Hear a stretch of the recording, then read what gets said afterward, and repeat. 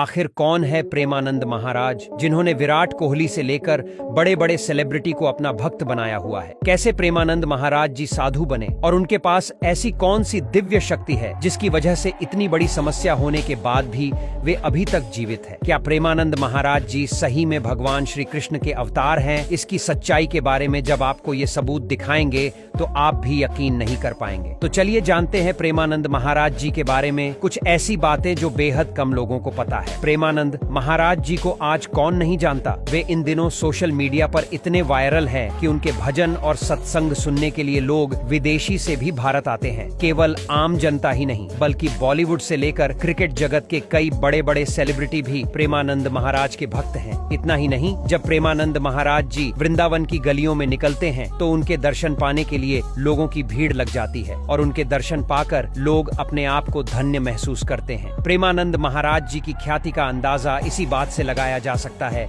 कि हर क्षेत्र के बड़े बड़े लोग उनके दरबार में हाजिरी लगाने आते जाते रहते हैं। लेकिन अक्सर सोशल मीडिया पर यह सवाल भी उठता रहता है कि आखिर प्रेमानंद महाराज हैं कौन? दरअसल प्रेमानंद महाराज जी का असली नाम अनिरुद्ध कुमार पांडे हैं, जो उत्तर प्रदेश के कानपुर के रहने वाले हैं। प्रेमानंद महाराज जी ने अपनी पढ़ाई अपने गांव से ही पूरी की है। उनके परिवार में शुरू से ही पूजा पाठ और धर्म के प्रति काफी आस्था थी। उनके पिता और दादाजी भी सन्यासी हुआ करते थे। प्रेमानंद महाराज जी बताते हैं कि उनकी माताजी भी सन्यासी हुआ करती थी। इतना ही नहीं, उनका पूरा परिवार साधु संतों की सेवा किया करता था और धर्म के प्रति लोगों को जागरूक करना उन्हें शुरू से ही काफी अच्छा लगता था। इसीलिए 5वीं क्लास पूरी होते ही उन्होंने सन्यासी बनने का मन बना लिया। लेकिन 8वीं क्लास तक उनकी पढ़ाई चलती रही और 9वीं क्लास में आते आते उन्होंने पूरी तरह से सन्यासी जीवन अपना लिया। लेकिन उनका ये फैसला उनके परिवार वालों को सही नहीं लगा और उनके घर वालों ने उन्हें ऐसा न करने की सलाह दी। लेकिन प्रेमानंद महाराज जी अपना मन बना चुके थे, इसीलिए उन्होंने आधी रात को अपना घर छोड़ दिया और बनारस चले गए, जहाँ उनका नाम आर्यन ब्रह्मचारी रखा गया। अपने ब्रह्मचारी जीवन की शुरुआत में प्रेमानंद जी महाराज भिक्षा मांगकर एक समय का भोजन किया करते थे। ऐसे में कभी उन्हें भोजन मिलता था और कभी कभी कई दिनों तक उन्हें भूखा रहना पड़ता था और वे गंगा जल पीकर ही अपनी भूख प्यास को शांत किया करते थे। लेकिन जब उन्हें एक संत ने भगवान कृष्ण और राधा रानी के रासलीला कार्यक्रम के लिए न्योता दिया और प्रेमानंद महाराज जी ने ये कार्यक्रम देखा तो वे मंत्र मुग्ध हो गए और उन्होंने वृंदावन जाने का फैसला किया। वृंदावन आकर प्रेमानंद महाराज जी घंटों घंटों तक राधा रानी के मंदिर में बैठकर उन्हें निहारत रहते थे और घंटों घंटों राधा रानी की भक्ति में लीन रहा करते थे। इसके बाद प्रेमानंद महाराज जी ने राधा वल्लभ संप्रदाय में जाकर शरणागत मंत्र ले लिया और अपने गुरु की 10 साल तक सेवा की और राधा रानी की भक्ति में ध्यान लगाते रहे। प्रेमानंद महाराज जी सत्संग भी किया करते थे, जिसमें वे लोगों को अच्छाई के मार्ग पर चलने के लिए काफी अच्छी बातें बताया करते थे। और इसी वजह से जब उनके वीडियो सोशल मीडिया पर वायरल होने लगे